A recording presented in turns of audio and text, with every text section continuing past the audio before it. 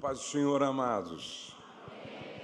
Que alegria estar com vocês aqui nesta casa a primeira vez e ver uma igreja tão abençoada, tão pujante, não é? E eu quero aqui agradecer algumas pessoas. Quero agradecer ao pastor lá de Gerde, não é? Sua esposa, irmã Cristiane. Um prazer estar aqui na casa de vocês. Também quero louvar a Deus pela vida do pastor Renato e a Sara, não é? Que tem nos hospedado aqui, nos conduzido e cuidado de nós com muito carinho e com muito amor. Eu sou muito grato pela vida deles, pastor Wendel e a nossa querida irmã Gemima, este casal que nós aprendemos a amar e conhecemos já há tanto tempo. Quero também louvar a Deus pela vida do Elomar e da sua esposa Socorro, que nós também aprendemos a amar e conhecemos já há um bom tempo. Enfim, quero louvar a Deus pela vida de todos os pastores, de todos aqueles que aqui servem ao Senhor na beleza da sua santidade. Para a gente ganhar tempo, deixa eu mostrar para vocês um livro aqui que eu estou distribuindo em todo o Brasil. Pode colocar aquele livro ali, ó. O que eu aprendi como pai de 3 filhos do berço ao altar. Por que eu escrevi esse livro agora? Porque eu entendo.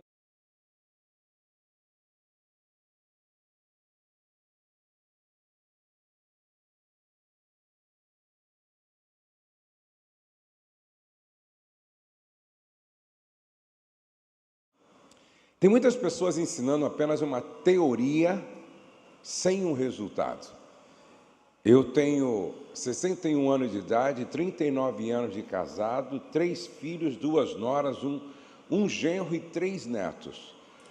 Todos os meus filhos estão casados e bem casados. Todos os meus filhos servem ao Senhor, são apaixonados por Jesus e estão envolvidos com o ministério.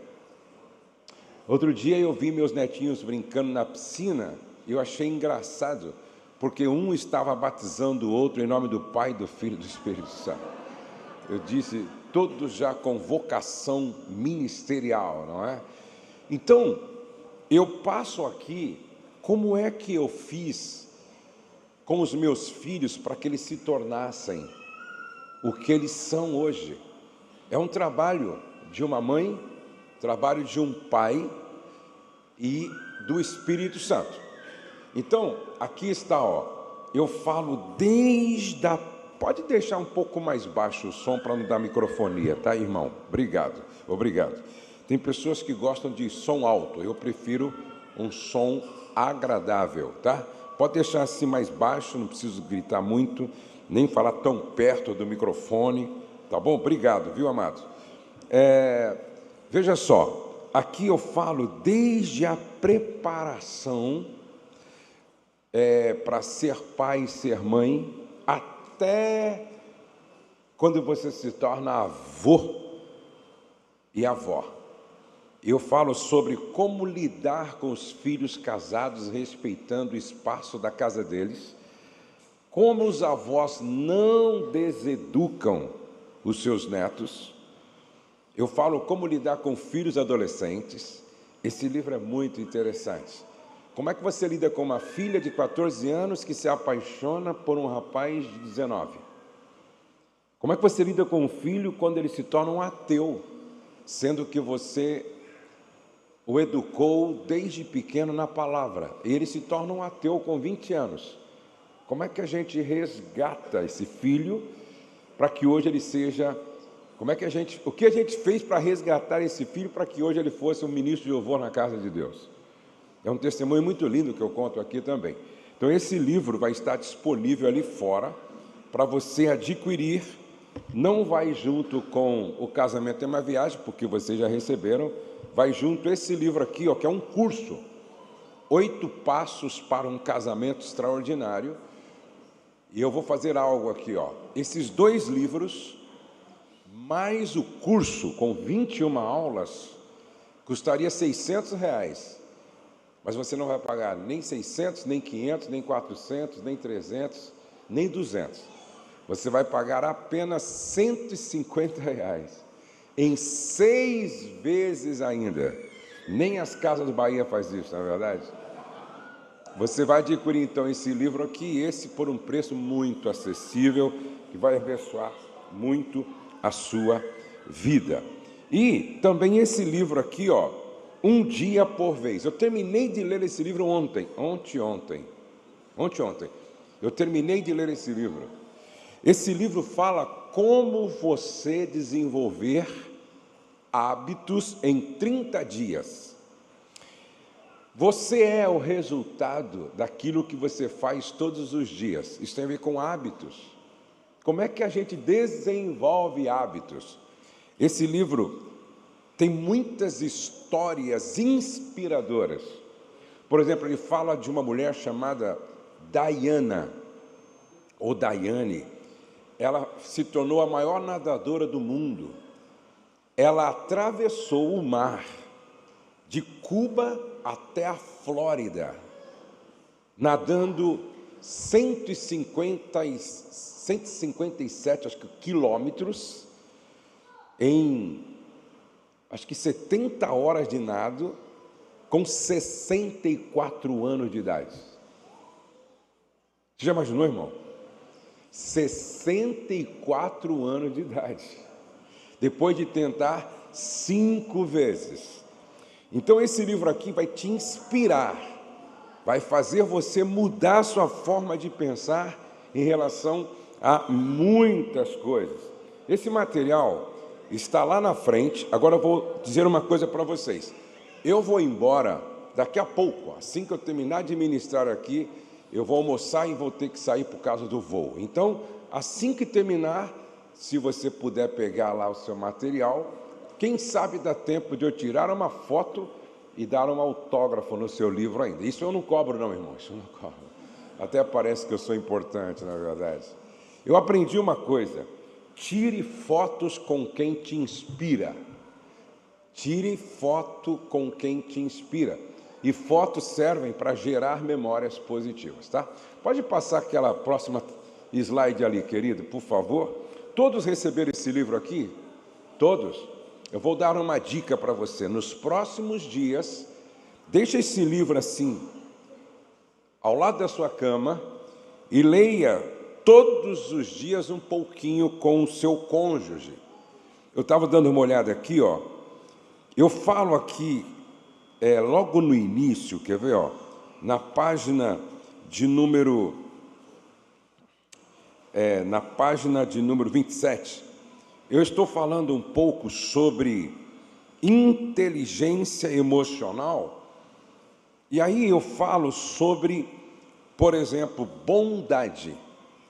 Como você constrói um ambiente que favoreça o processo de comunicação. E a construção desse ambiente que favorece o processo de comunicação depende de você praticar o que Paulo disse em Efésios capítulo 4, verso 32. Sejam bondosos, sejam compassivos. A bondade, veja só, o amor me faz bondoso, e a bondade faz de mim uma pessoa agradável. Por quê? Porque a bondade tem 3 características muito interessantes. A primeira é gentileza, e eu falo que é isso, prontidão para servir e iniciativa. Eu gostaria que você lesse essa parte. E construindo um ambiente que favorece a comunicação, eu coloquei aí também, trabalhe só com a verdade. E aí eu coloco na página 33, 10 razões pelas quais devemos trabalhar só com a verdade. Bem no final da página 33, a mentira tem vida curta, mas a verdade é filha do tempo. A verdade não tem medo da luz, a mentira não suporta a luz. Quem mente decidiu chamar o diabo de pai. Quem mente decidiu chamar o diabo de pai. Ele é o pai da mentira e dos mentirosos. Eu gostaria que você desse uma lida nesse livro com carinho, tá? Bom, a próxima, aquele slide já está pronto aí, irmão, que eu falei para passar? Só para eu mostrar aqui a minha família, tá bom? Pode passar, por favor? Aqui está a minha família, nós somos em 11. Ali estão os as 2 noras, o genro, meus 3 netos, tá? Pode passar, por favor? Aqui estão os meus filhos, por isso que eu falo de paternidade bem-sucedida, do berço ao altar, a Letícia, o Douglas e o Pedro. Agora você pode tirar. Bom, eu estava pensando, antes de vir para cá, sobre o que eu traria a partir desse livro que vocês receberam. Antes eu quero ler com vocês Deuteronômio, capítulo 24, verso 5. Abra sua Bíblia aí. Talvez você nunca leu esse versículo ou nunca prestou atenção nesse versículo. Então abra sua Bíblia em Deuteronômio, capítulo 5, se você trouxe a Bíblia. Ô irmão, isso, acho que aqui ficou bom. Aqui, o texto aqui para a gente ler todos juntos aqui, ó. Durante um ano, olha lá, se um homem tivesse casado recentemente, não será enviado à guerra nem assumirá nenhum compromisso público. Olha como funcionava a lua de mel na cultura judaica, segundo prescrito por Deus. Só que não foi ideia de Moisés, foi uma determinação divina. Olha lá, se um homem tivesse casado recentemente, não será enviado à guerra, nem assumirá nenhum compromisso público durante um ano. Quanto tempo durava a lua de mel de um casal judeu? A sua durou quanto, irmão? Ou teve lua de mel? Olha só, durante um ano estará livre para ficar, diga, em casa. Ainda bem que naquela época não tinha televisão. Está dando um pouquinho de microfonia, irmão. Naquela época não tinha televisão, naquela época não tinha internet, naquela época não tinha jornal, revista, não tinha nada disso. Livre, estará livre para ficar em casa. Repete de novo, em casa. E fazer feliz a mulher com quem se casou. E fazer feliz a mulher com quem se casou. Esse versículo deveria ser impresso e colado na porta da geladeira. Ficar livre em casa, perturbando, incomodando, não. Sendo uma pedra de tropeço, não. Estará livre para ficar em casa e fazer feliz. E fazer feliz a mulher com quem se casou. Mas Josué, por que não está aí também para a mulher fazer feliz o homem? Porque a felicidade, antes de ser uma colheita, ela é uma semente. Na medida em que eu faço a minha esposa feliz, eu colho felicidade. É uma lógica. Se eu planto a semente da felicidade, consequentemente eu colho felicidade. Então, nesse livro, eu falo sobre paradas obrigatórias. E uma das paradas obrigatórias é para avaliar como está sendo a viagem. Presta atenção. Uma das paradas obrigatórias é para a gente avaliar como está sendo a viagem. De 1 a 10, que nota você dá para o seu casamento? Então a gente tem que parar para fazer essa pergunta. Até aqui, por exemplo, meu casamento já dura 39 anos. Então, até aqui, que nota a gente dá para a nossa viagem? De 1 a 10. Que nota a gente dá? Então, essa parada é para uma revisão. Agora, a gente precisa também parar para fazer manutenção. Quando uma pessoa pergunta para mim assim, Josué, por que bons casamentos acabam? É a mesma coisa do que você me perguntar por que bons carros quebram. Pode ser o melhor carro feito no mundo. Com o passar do tempo, sem revisão, sem manutenção, esse carro vai parar, esse carro vai ter problema. Então o casamento não é diferente. Assim como a sua casa precisa de manutenção, senão daqui a pouco nada funciona. Por exemplo, se não houver manutenção, daqui a pouco a torneira não funciona, daqui a pouco a tomada não funciona, daqui a pouco a porta não funciona, daqui a pouco nada funciona. Revisão e manutenção tem que acontecer nessa parada obrigatória. Essa parada obrigatória. A gente precisa parar para analisar, está valendo a pena a nossa viagem? A maneira como nós estamos fazendo esta viagem está valendo a pena? Então, revisão, manutenção. Existe uma outra parada obrigatória. Presta atenção. Um piloto, ele não pode viajar 24 horas sem parar para descansar. É obrigatório paradas para o descanso.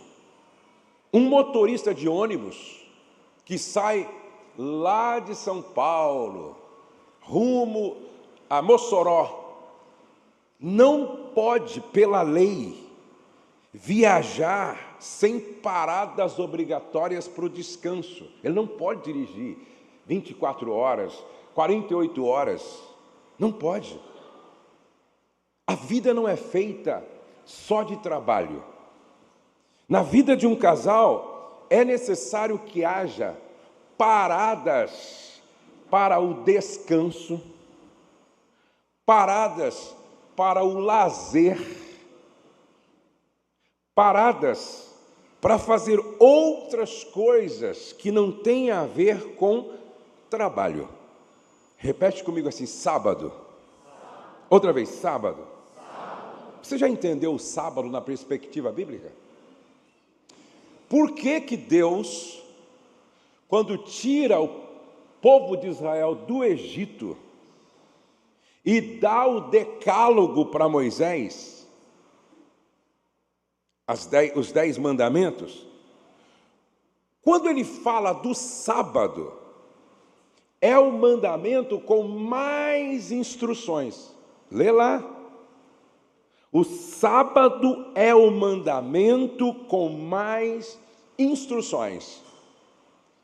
E é interessante que trabalhar no sábado era pecado. Era pecado.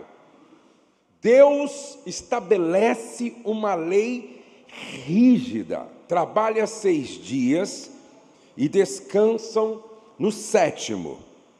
E não pode fazer nada que produza faísca. Se você vai a Israel e se hospeda num prédio que o dono, a empresa é judia.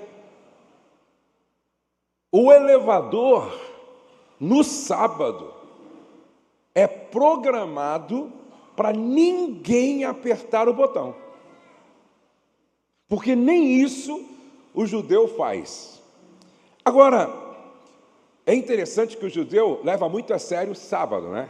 O Shabbat, muito a sério. Aí você me pergunta assim, pastor Josué, por que Deus fez isso? Por que Deus dá uma lei e é obrigado a parar? Por exemplo, lá em Nova York, tem a maior loja do mundo de equipamentos, né? A maior loja do mundo de equipamento de estúdio, filmagem, microfone, essas coisas, luz, essas coisas todas aí. Eu já estive algumas vezes lá. Se você for lá sexta-feira, depois do pôr do sol, está fechado. E só vai abrir depois que passar lá o sábado. E é uma das empresas mais prósperas do planeta. Eles não trabalham no sábado, não trabalham nos feriados judaicos. Isso é muito a sério. Aí você me pergunta assim, Josué, por que Deus fez isso? Entenda, ó como que existe uma lógica. Quantos anos o povo ficou no Egito servindo como escravo? Centenas de anos, certo? Servindo como escravo. Escute, escravo tem descanso? Não. Escravo tem domingo? Não. Escravo tem sábado? Não. Escravo tem feriado? Não. Escravo tem paradas planejadas para descansar com a família? Não. Escravo não tem nome, não tem identidade. Escravo só trabalha. Trabalha e trabalha.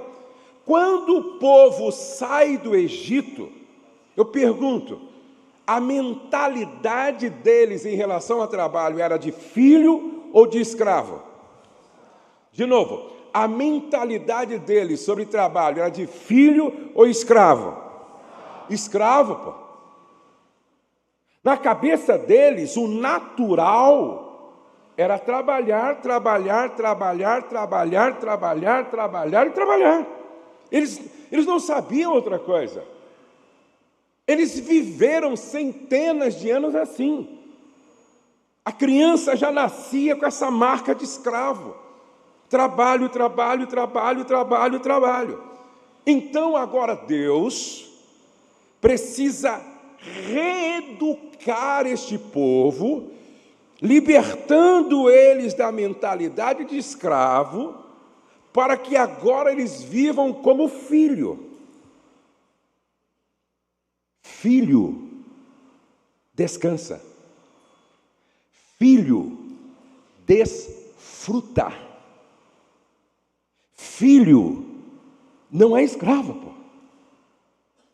Deus queria que aquele povo entendesse. Vocês estavam escravos, mas vocês nunca, na essência, foram escravos, porque vocês são filhos. Vou repetir. Vocês estavam escravos, mas vocês nunca foram, na essência, escravos, porque eu fiz vocês para viver como filhos. Então escute, quando Deus trabalha 6 dias e descansa no 7º, aí a pergunta é, se Deus não cansa, por que Ele parou? Por que Ele descansou? Dr. Jonatas, que trabalha com a gente, é um neurocientista, ele diz o seguinte, Deus descansou no 7º dia para santificar o descanso. E ele diz que sem descanso não há santidade. Sem descanso não há santidade. Os nossos pais diziam assim, pastores, sabe por que eu não paro? Porque o diabo não para. Sabe por que eu não tiro férias? Porque o diabo não tira férias.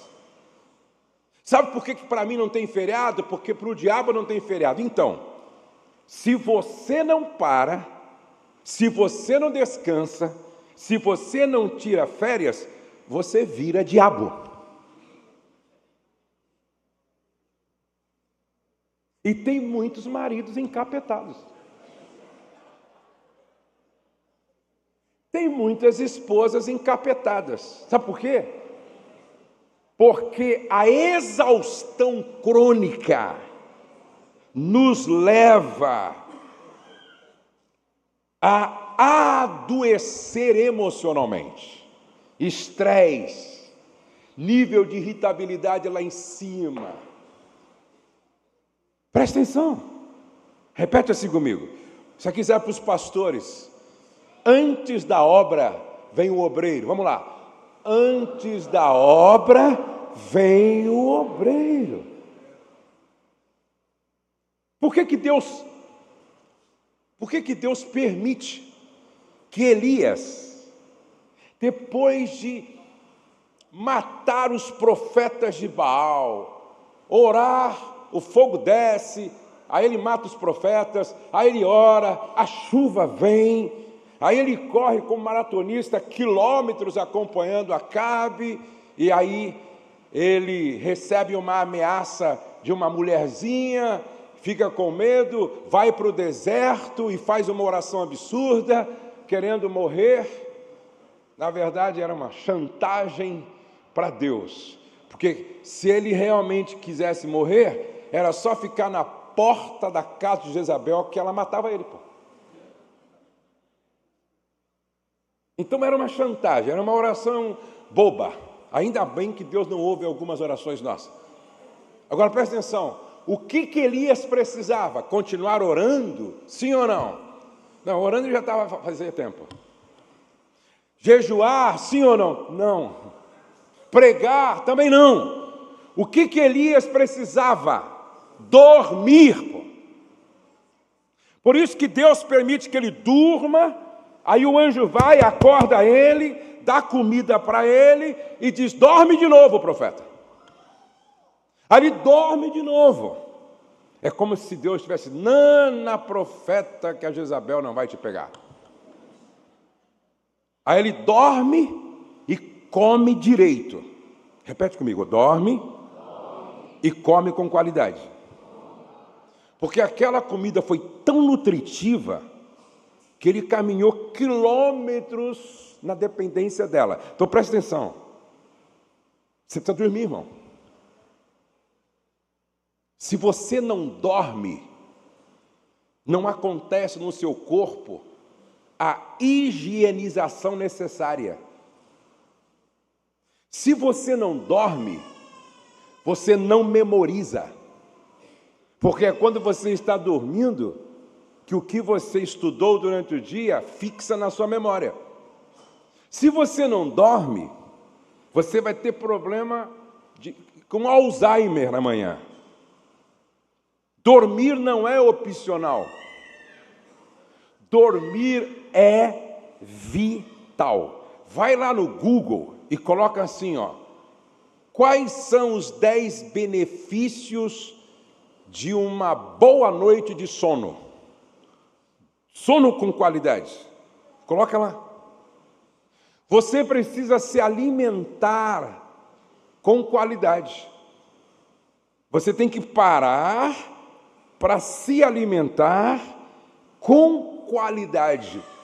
O grande problema, por exemplo, quando eu vejo um irmão tomando Coca-Cola, para mim isso é um escândalo, porque é um suicídio alimentar.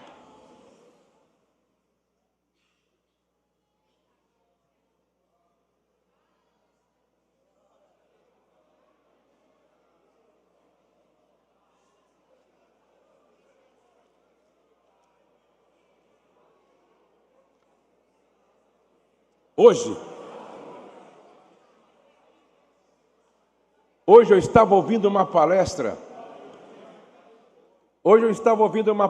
Sobre água, com o Dr. Laí Ribeiro. Ele estava falando de 13 livros que ele leu só sobre água. Ele estava falando de um médico que ganhou aquele prêmio Nobel da Paz só por causa dos livros que ele escreveu sobre água. Nosso corpo é 70% água. O nosso cérebro, água. E é interessante que ele mostrou 2 fotografias. Uma mulher com tipo assim 20 anos e depois ela lá com 50, 60 anos. A pele dela maravilhosa, porque ela bebia não sei quanto de água todos os dias, todos os dias, todos os dias. É interessante que ele falou que a galinha, ela não vive mais do que 7 ou 8 anos, se você a tiver como animalzinho de estimação.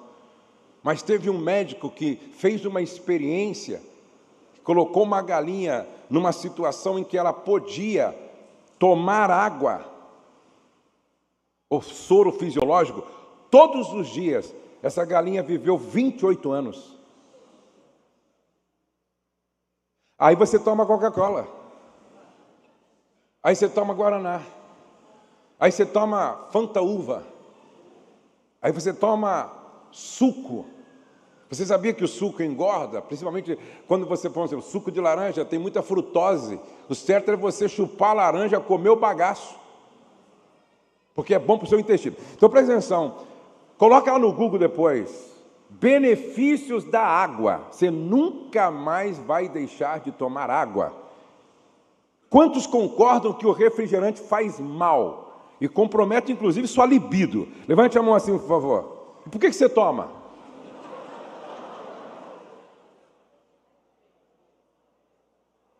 Por que você toma refrigerante? Quantos concordam que açúcar faz mal? Levante a mão assim, por favor. Por que você usa açúcar? Olha, eu estava falando aqui com o meu querido irmão, eu não me lembro o nome dele, que trabalha com sal lá. Seu nome? É muito difícil, não? Isso, esse irmão, é irmão. É. Vocês têm uns nomes complicados aqui, né? Hoje eu vi o nome de um casal, foi bem diferente. Eu estava explicando para ele que hoje estão descobrindo que água com sal integral, não refinado, sal integral.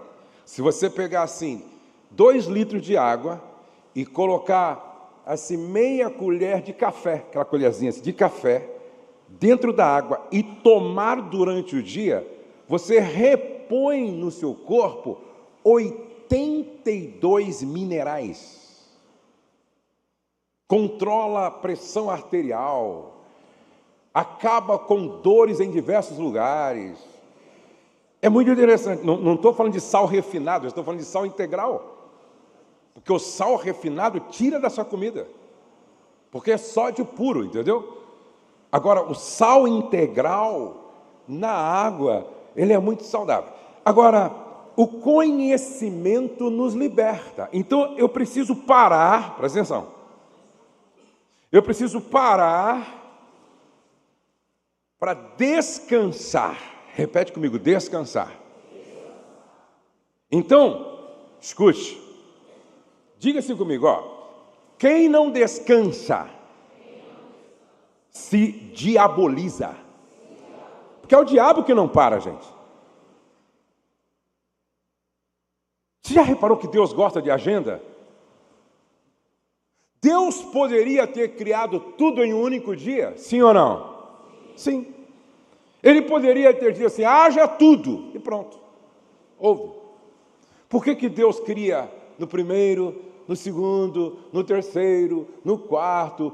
Deus gosta de agenda. Deus gosta de festa, sim ou não? É só ler a Bíblia, como Deus gosta de festa. Inclusive, Jesus inicia o seu ministério numa festa. Se você não gosta de festa, você precisa aprender a gostar, porque no céu vai ter festa sempre. Então a gente precisa parar para descansar. A gente precisa parar para o lazer. Presta atenção, a gente precisa parar para o lazer. Qual foi a última vez que tirou férias, irmãos? Qual foi a última vez que tirou férias? Na sua vida tem férias, tem feriado, tem paradas, tem pausa. Quem não gosta de viajar aqui, levante a mão. Eu vou orar por você para Deus te libertar e levar para o céu logo. Porque tem pessoas assim, vamos viajar de avião. Não viaje de avião porque o Datan caiu lá. Vamos viajar de navio, o Titanic afundou. Não viaja de avião, de navio. Vamos viajar de carro, cansa muito, é muito quente. Vamos de ônibus, um ônibus capotou e morreu um monte de gente. Vamos para a praia, não, eu passo mal na praia. Vamos para o campo, não gosto do campo, então morre, pô. Nem sei o que você está fazendo aqui, pô. Tudo que Deus criou é para nós desfrutarmos. Repete isso comigo. Quem não desfruta, vive frustrado. Então, você tem que parar para revisão, você tem que parar para manutenção, você tem que parar para o descanso, você tem que parar para o lazer, você tem que parar para se alimentar com qualidade. Agora, você precisa parar para namorar.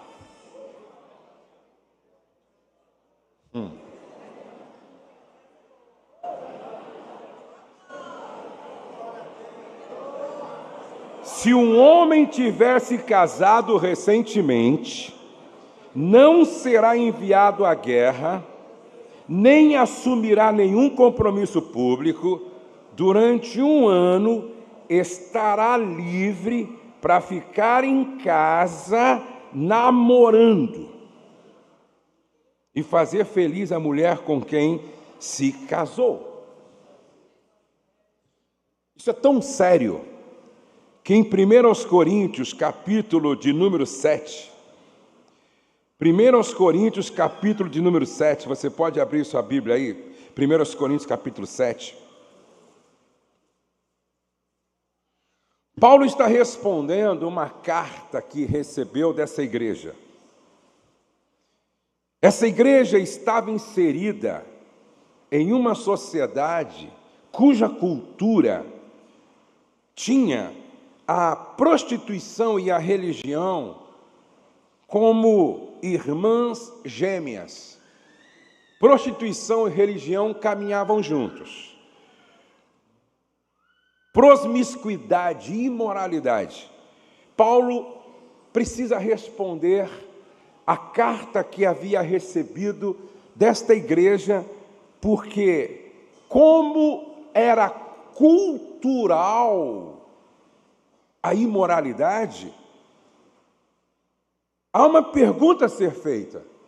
Me entreguei para Jesus, sou de Jesus agora, como deve ser nossa vida nesta área, se lá fora, no mundo em que nós vivíamos, culturalmente falando, era normal o homem sair contra a mulher sair contra o homem, prostituição, imoralidade.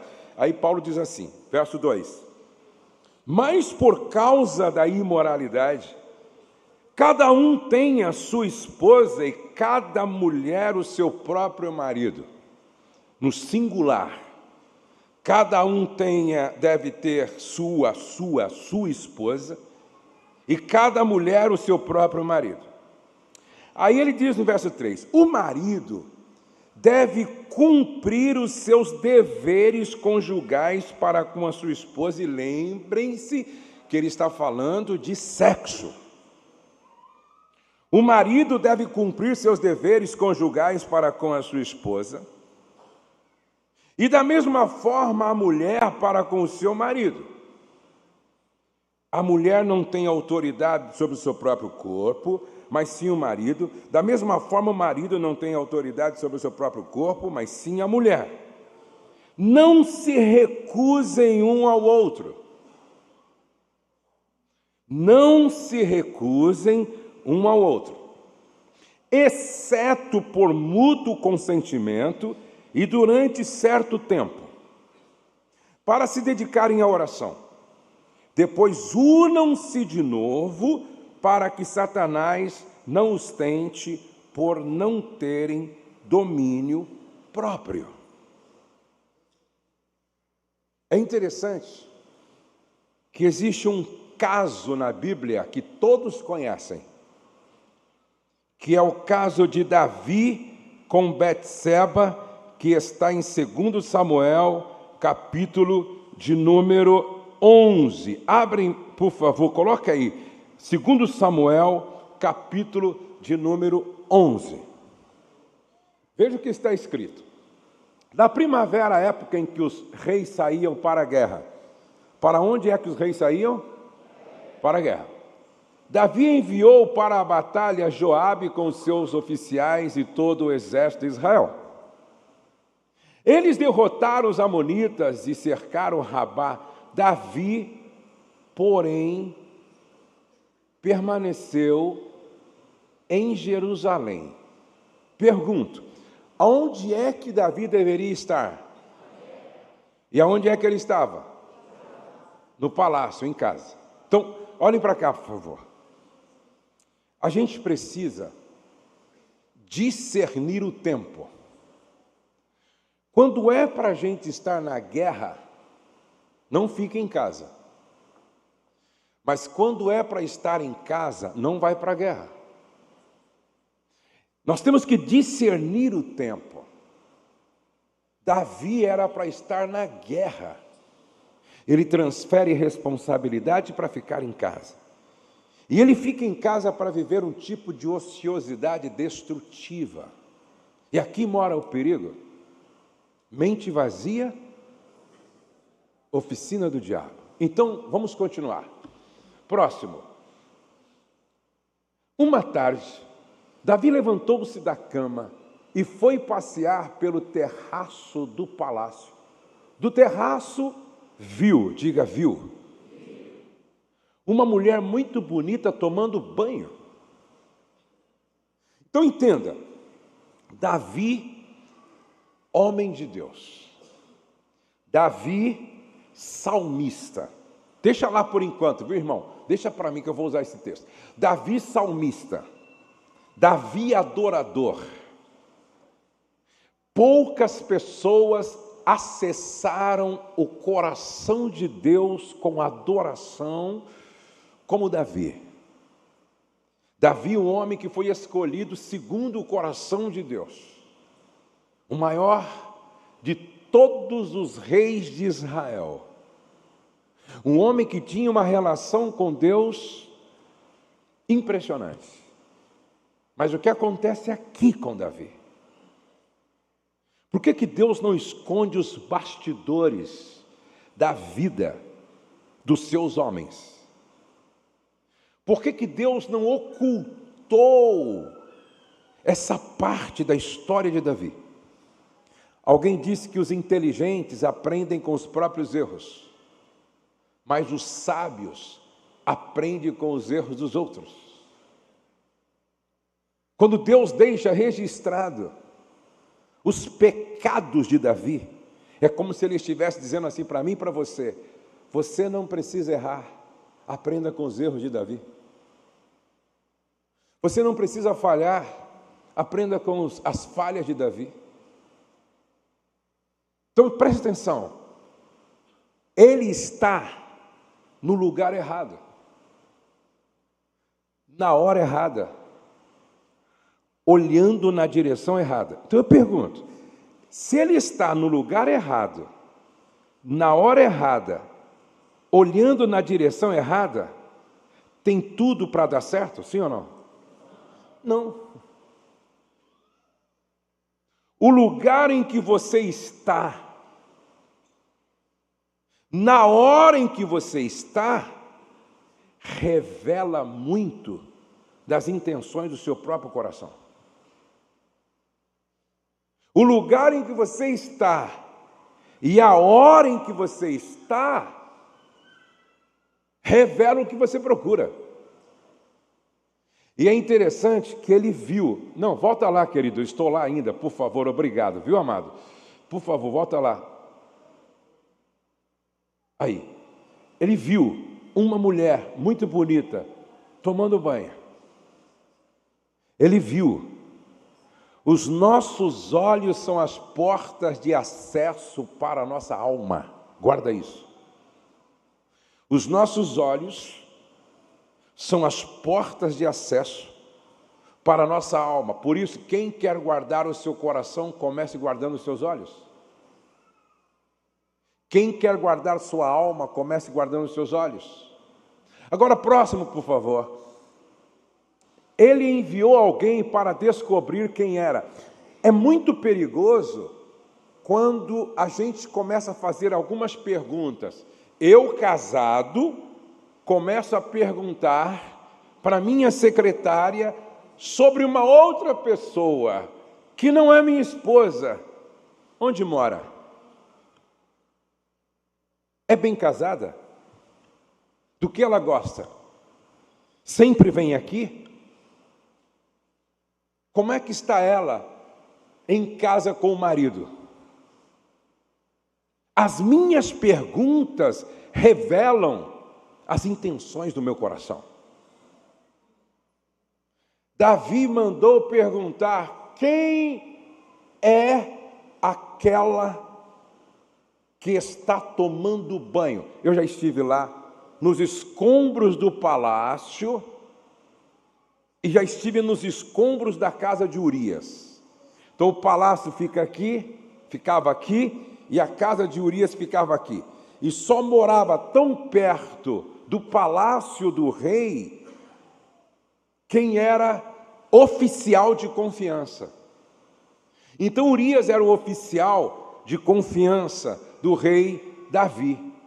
Enviou alguém para descobrir quem era e disseram-lhe: é Betseba. Davi, ela é casada, ela tem dono, ela tem uma aliança com um homem, ela é mulher de Urias, o hitita. Próximo, por favor.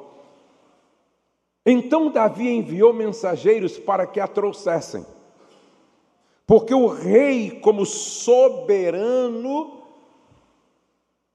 ele podia fazer isso. Se era certo ou não é uma outra coisa. Se era moralmente correto ou não era uma outra coisa. Mas como soberano, ele tinha esta autoridade. Ela veio, ele se deitou com ela.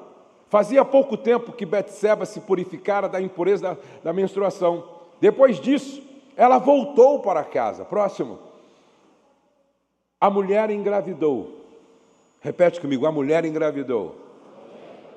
Como é que você esconde uma barriga agora?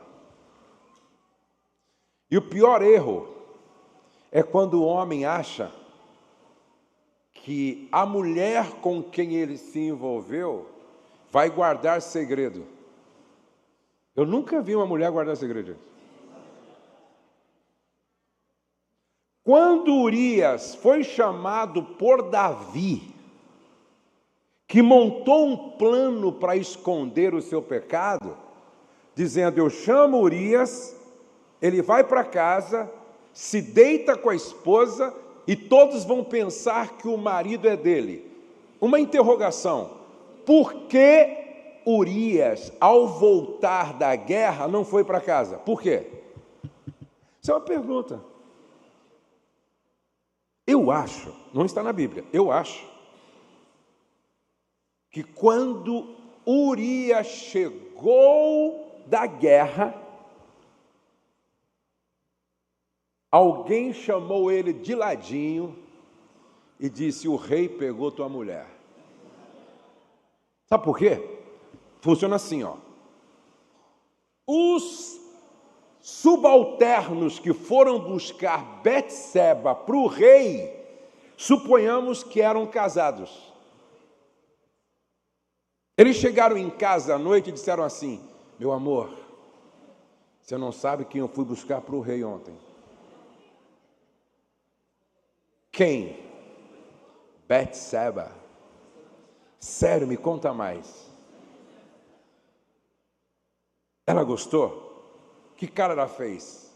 Como é que foi? Aí eles contaram para as mulheres. No outro dia, a mulher visitou a mãe. E a mãe trabalha com venda do Boticário, Avon. A esposa disse assim: mãe, eu vou contar para a senhora algo que o seu filho me contou ontem, mas é para a senhora orar, hein? E aí ela contou para a mãe. A mãe foi para a reunião lá do Boticário, do Avon. Chegou e encontrou as irmãs. Falou: gente, vocês não sabem o que está acontecendo. Vamos orar pelo irmão Davi. Vamos orar pelo nosso pastor. Ele não está bem. Por quê? Não, vamos orar. Não, mas você está pedindo oração, tem alguma coisa. Pô. Não é um problema. E mulher fica curiosa, né? Mas que problema? A gente ora com mais objetividade quando a gente sabe do problema. Não, é que o meu filho que trabalha com o rei ontem foi buscar a irmã Betseba para dormir com o pastor Davi. Vocês acham que logo não estava no Instagram e no Facebook isso?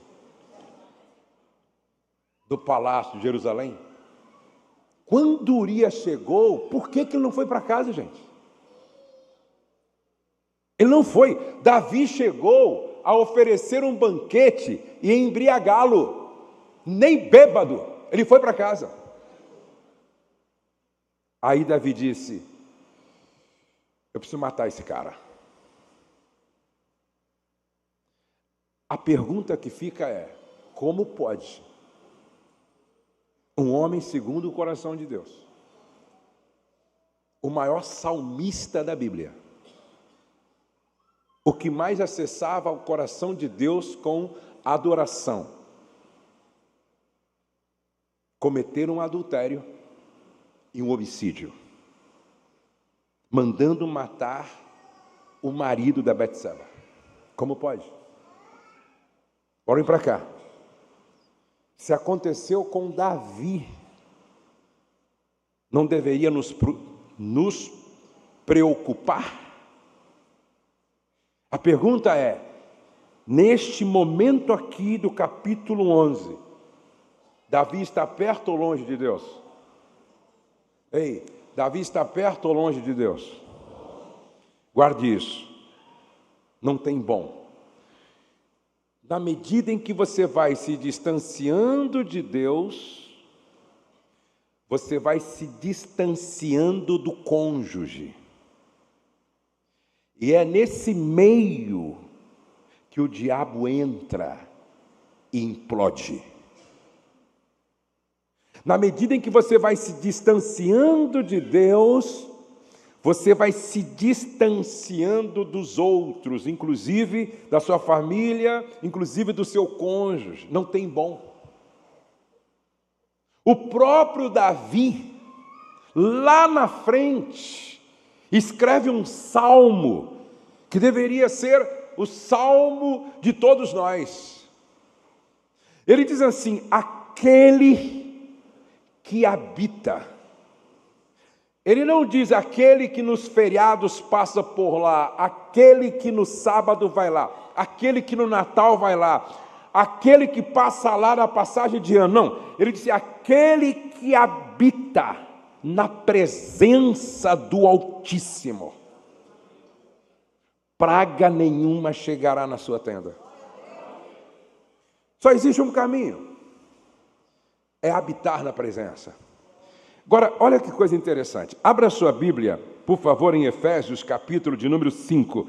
Efésios, capítulo número 5, verso de número 18. Eu estou concluindo, por favor. Efésios, capítulo 5, verso 18. Efésios 5 e 18. Capítulo 5, todos nós conhecemos como o capítulo onde Paulo fala dos deveres do marido, dos deveres da esposa, dos deveres do pai, dos deveres dos filhos, dos deveres dos patrões, dos deveres dos colaboradores. Capítulo 5, 6. Agora, olha que coisa interessante.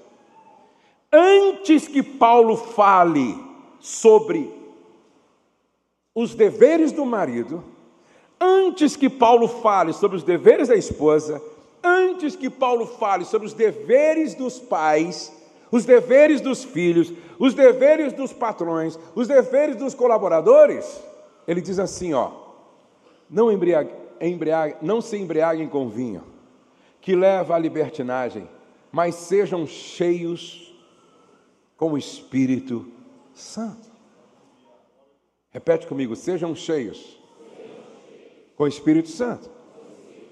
Qual é a única forma de viver uma vida íntegra como casal? Vivendo cheio de Espírito. Qual é a única forma de não cometermos o pecado que Davi cometeu? Vivendo cheio do Espírito. E o que é essa vida cheia do Espírito? É habitar na presença. Aquele que habita no esconderijo do Altíssimo e descansa à sombra do Onipotente, esse sim pode dizer: praga nenhuma chegará na minha tenda. Porque você é super-homem? Não, porque eu moro na presença. Porque você é diferente? Não, porque eu moro na presença. Porque você fez um curso extraordinário? Não, porque eu moro na presença. E como você mora na presença? Vivendo uma vida cheia do Espírito. Agora, como se vive uma vida cheia do Espírito? Praticando as disciplinas espirituais. Praticando as disciplinas espirituais. Aí você então habita na presença, vivendo cheio do Espírito.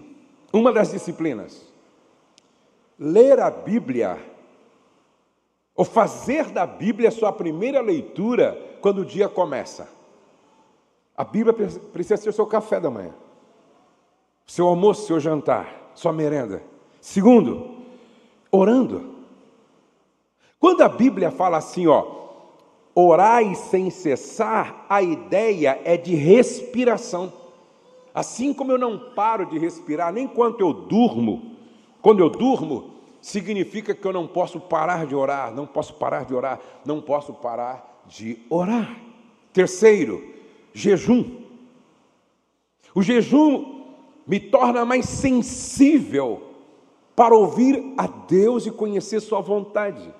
Arrependimento.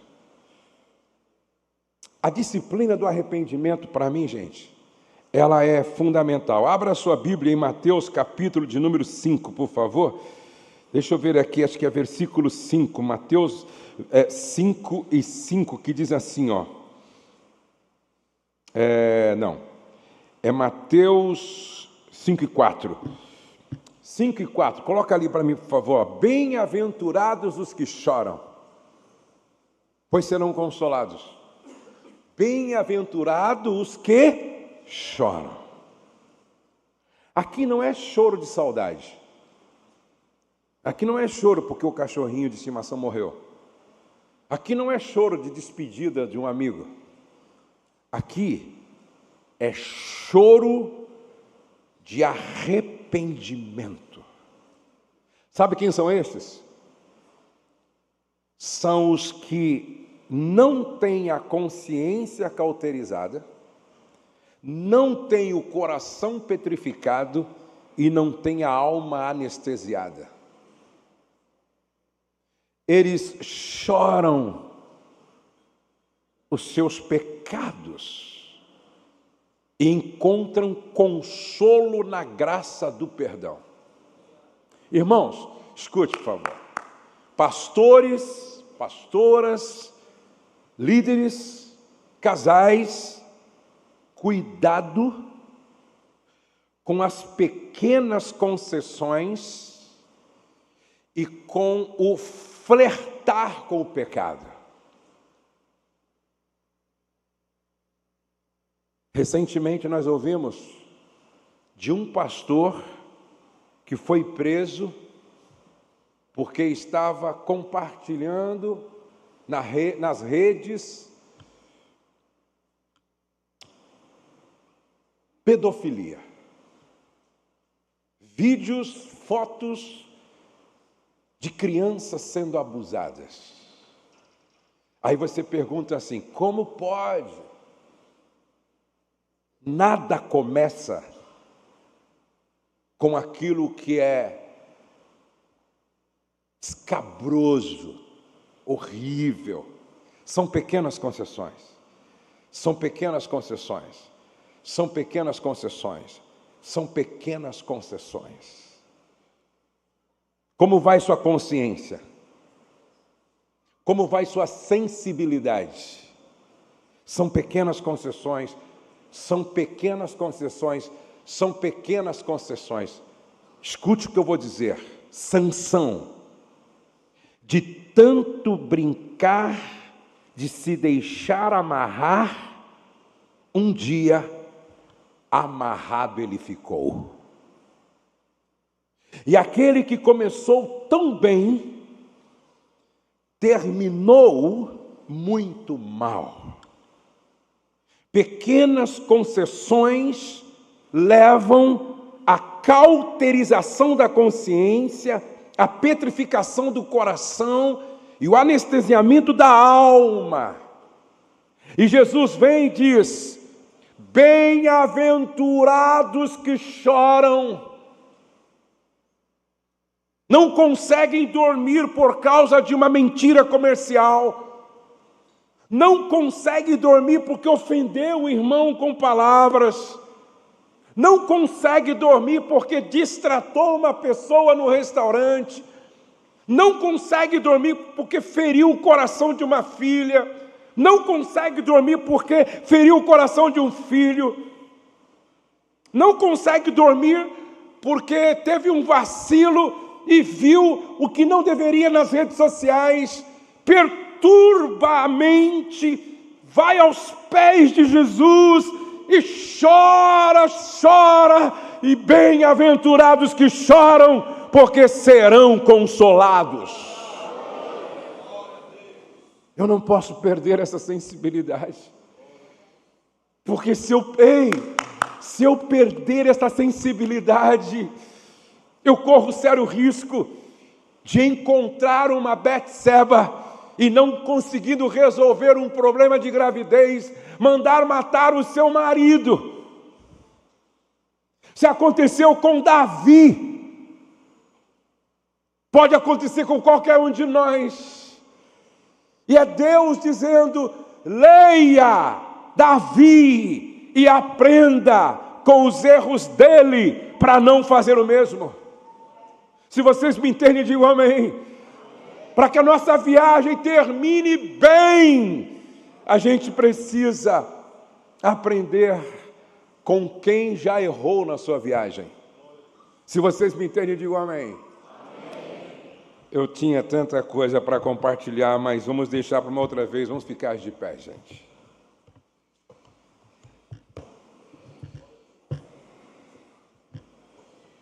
Eu quero orar com vocês. Eu vou fazer uma oração aqui hoje. Eu gostaria que nós todos aqui, fôssemos muito honestos agora.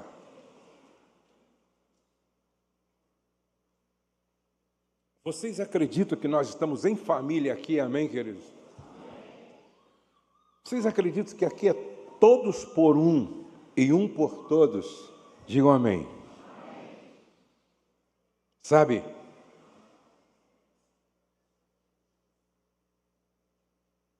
o ano passado eu vivi um tempo muito difícil com a minha esposa. E de repente eu percebi que já há 1 mês, 45 dias, a gente não estava se entendendo de forma alguma. Eu disse: Rose, hoje, qual é o horário que você tem disponível para a gente ter uma conversa difícil? Ela disse: 11 horas eu estou livre. Eu falei: tá bom, então 11 horas a gente se encontra sem celular, sem tablet, sem computador, lá no meu escritório. Foi uma conversa muito difícil. E a gente colocou na mesa situações que estavam debaixo do tapete.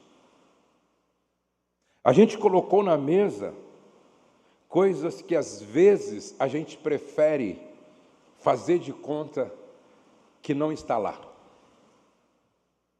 Houve choro, houve reconhecimento, houve arrependimento, houve pedido de perdão. Isso foi, tipo assim, começo de dezembro. Nos abraçamos, oramos juntos, e por incrível que pareça, em 39 anos, aquele final de ano foi o melhor da nossa casa, do nosso casamento e da nossa família.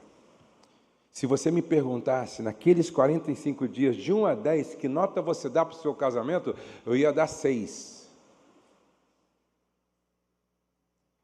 Nunca esconda as suas vulnerabilidades, porque o poder de Deus se aperfeiçoa a partir do momento em que você reconhece suas fraquezas. Talvez você veio aqui dizendo, nesse momento aqui, meu casamento precisa de uma oração específica, precisa de uma ajuda. Quem gostaria que eu orasse por você ou por vocês hoje, porque o seu casamento nesse momento está parecido com o meu naqueles 45 dias?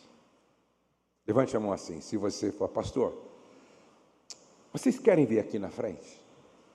Então vem aqui na frente e vamos aplaudir ao Senhor pela vida desses irmãos. Eu quero que você venha, vamos aplaudir ao Senhor? Pode vir aqui.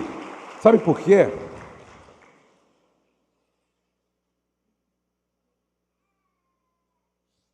Um dia, Jesus estava na sinagoga e tinha um homem lá com a mão mirrada. Pode chegar aqui na frente. Cadê seu esposo? Ô, queridão, vem aqui com ela. Obrigado, viu, querido? Muito obrigado, muito obrigado. Jesus estava na sinagoga e lá estava um homem com a mão mirrada. Jesus olhou para ele e disse assim, fica em pé. Como assim ficar em pé? Eu sou um deficiente. Aí ele fica em pé. Aí Jesus disse, agora vem para o meio. Como assim? Eu tenho um problema. Aí ele veio para o meio. Aí Jesus disse assim, estenda a tua mão. Olhem para cá. Jesus nunca vai te chamar para um lugar aonde ele já não esteja. Antes de vocês chegarem aqui, ele já estava aqui. E Jesus nunca vai te chamar para uma exposição se ele não tenha o propósito de fazer você voltar para casa com a mão curada. Ele não trocou a mão, é a mesma mão restaurada. Não é um novo casamento, é um casamento restaurado. Tem mais gente que precisa vir aqui. O seu orgulho pode estar matando o seu casamento. A sua presunção pode estar matando o seu casamento. Achar muitas vezes que não precisa pode estar matando o seu casamento. Se você quer vir, eu vou te dar mais 1 minuto para você vir. E eu quero orar com você. Eu quero ser profeta sobre a sua vida. Começa aqui um novo tempo. Começa aqui uma nova história. Começa aqui uma nova jornada. Começa aqui um milagre da parte de Deus. Vamos aplaudir ao Senhor por estes casais que estão vindo aqui.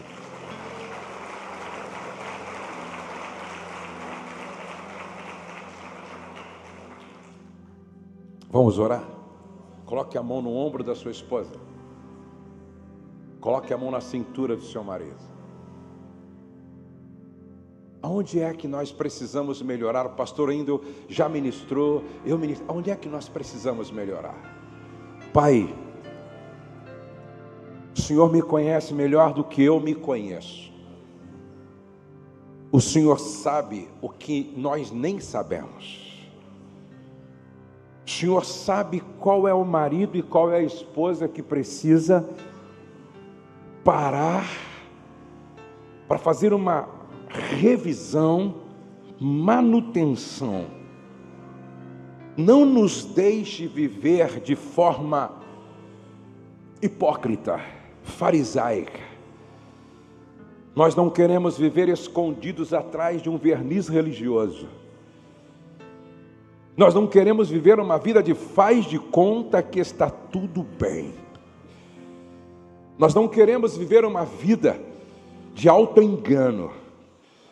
Nós queremos andar na verdade, viver a verdade e reconhecer as nossas falhas para consertar, corrigir.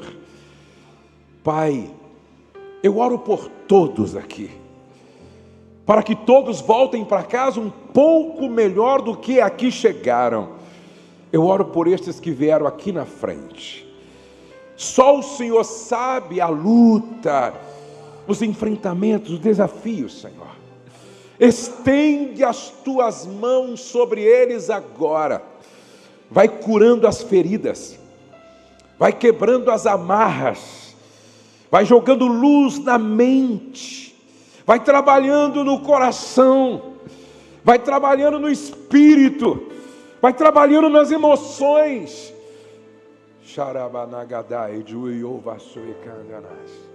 Faz aquilo que só o Senhor pode fazer e mais ninguém, Senhor.